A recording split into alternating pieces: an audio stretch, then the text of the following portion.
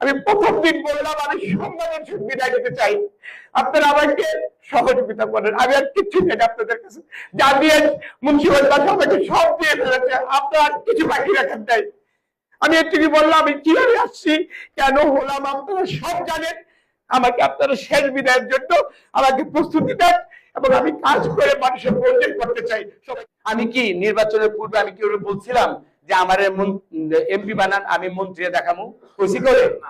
তো ওইটাই যখন আমি বলিনি, আমি নির্বাচিত হয়ে গেছি, এখন আমি ওই কাজের পিছনে কারণে আমি সময় লস করবো?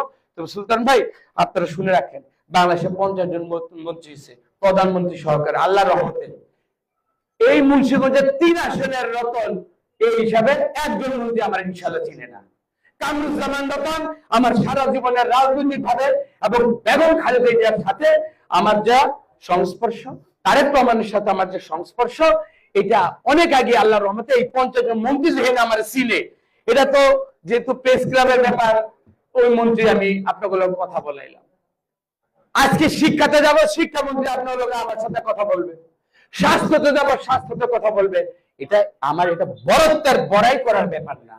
আপনারা একটা মন্ত্রীর মধ্যে আমার ঢুকাই দিবেন, ওই সারাদিন মন্ত্রণালয় করতেইব, তাইলে ওই বাংলা বাজার থেকে ওই গজাইরা পর্যন্ত আমার দ্বারা কোনো কাম হইব না। এখন কোনটা চান বলেন দি, কোনটা চান? আমি কাজ চান, কাজ করতে হলে আমাকে এই আপনাদের সাথে আমার মিশতে হবে, আর এই ফর্মালিটিস বাদ দেন। আর